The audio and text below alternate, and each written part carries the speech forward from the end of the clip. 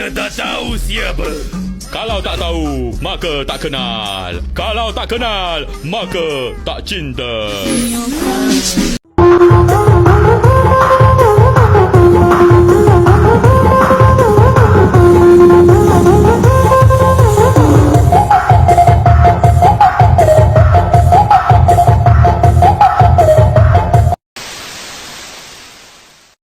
Assalamualaikum warahmatullahi wabarakatuh.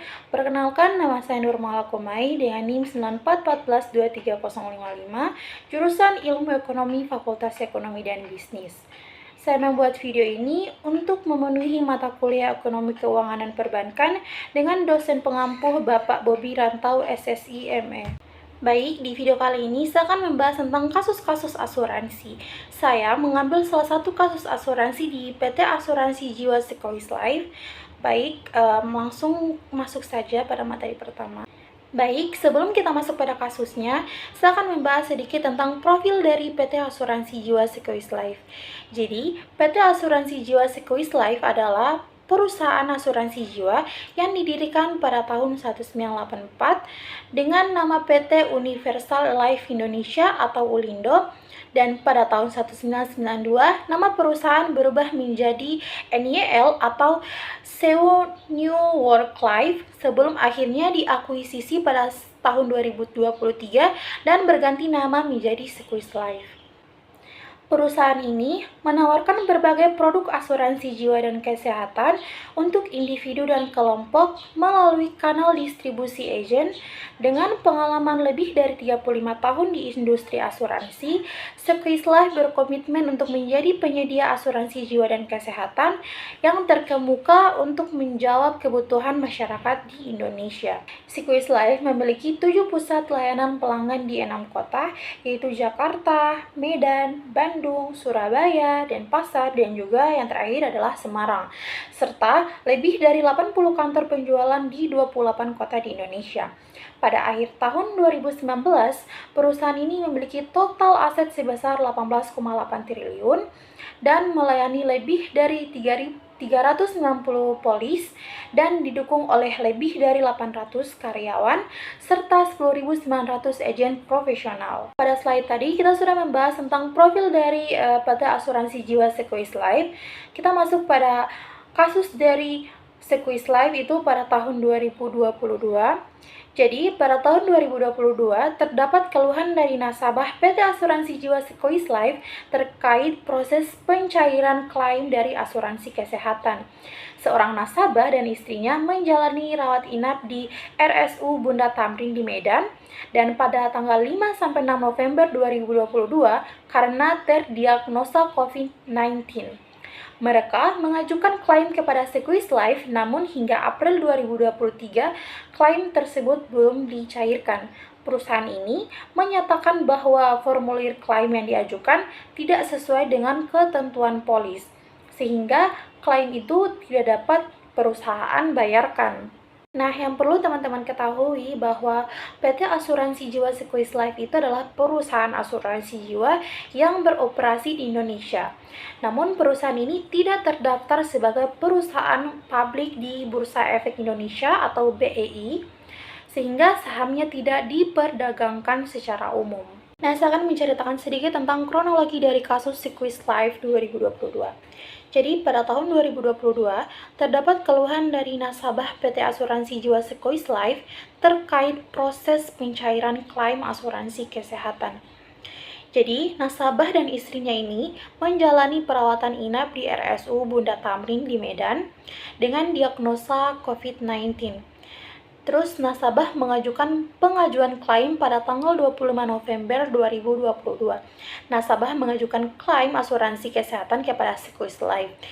Formulir klaim ini dibantu pengisiannya oleh agen yang diketahui nasabah sebagai perwakilan dari perusahaan. Terus ada penundaan pencairan klaim hingga April 2023, itu klaim belum juga dicairkan. Perusahaan menyatakan bahwa formulir yang diisi oleh agen yang sudah tidak bekerja di Sequoia Life, sehingga klaim itu tidak dapat diproses. Jadi, komunikasi lanjutan, nasabah berusaha mendapatkan kejelasan melalui surat, email, dan juga telepon. Namun, klaim tidak dapat dibayarkan. Tanggapan dari Sequis Life, perusahaan ini menyatakan bahwa dokumen klaim tidak sesuai dengan ketentuan polis sehingga klaim tidak dapat dibayarkan. Nah, di sini teman-teman bisa lihat proses bisnis asuransi dari kronologi kasus Sequis Life 2022, banyak pihak yang dirugikan. Dari slide yang saya tunjukkan tadi, dari proses bisnis asuransi, ini adalah pihak-pihak yang dirugikan dalam kasus dari Sequis Life 2022. Yang pertama itu tertanggung atau pemegang polis. Nah, nasabah yang sudah membayar premi tetapi tidak mendapatkan pencairan klaim sesuai harapan mereka. Dalam kasus Sequis Life, nasabah yang dirawat karena COVID-19 mengalami kesulitan dalam mendapatkan klaimnya. Hal ini menyebabkan kerugian finansial bagi nasabah, terutama jika mereka hanya mengandalkan klaim tersebut untuk menutupi biaya pengobatan. Nah, yang kedua ada pialang asuransi atau agen asuransi. Nah, jika ada agen atau pialang yang membantu pengajuan klaim tetapi ditolak oleh perusahaan karena dianggap tidak memenuhi ketentuan, ini bisa merusak reputasi agen dan menurunkan kepercayaan nasabah terhadap mereka. Dalam kasus Sequis Life, formulir klaim diisi oleh agen yang sudah tidak bekerja di perusahaan, sehingga klaim dianggap tidak valid. Nah, pihak ketiga yang dirugikan di sini adalah perusahaan itu sendiri atau Sequis Life. Meskipun perusahaan awalnya menolak klaim, publikasi kasus ini berdampak negatif terhadap citra dan reputasi perusahaan. Jika semakin banyak nasabah merasa dirugikan, bisa muncul tuntutan hukum atau penurunan kepercayaan masyarakat terhadap Sequis Life. Pihak keempat yang merasa dirugikan itu adalah pihak ketiga atau yang bisa disebut ada rekan, supplier, perusahaan, penilaian keuangan.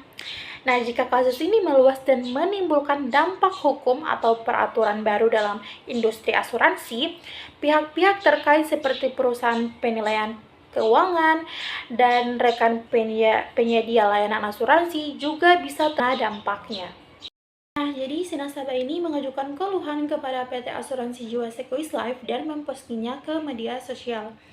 Nah, tanggapan dari perusahaan Sequis Life, jadi perusahaan Sequis Life ini telah melakukan analisa atas dokumen klaim yang diajukan oleh nasabah dan telah mengirimkan surat pemberitahuan pada tanggal 27 April 2023.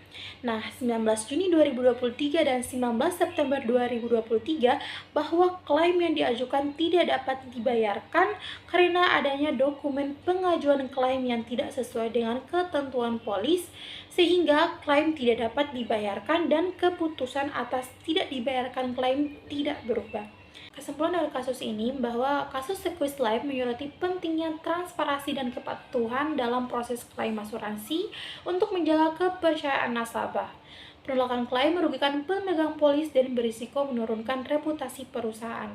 Keterlibatan agen juga harus jelas agar tidak menimbulkan sengketa.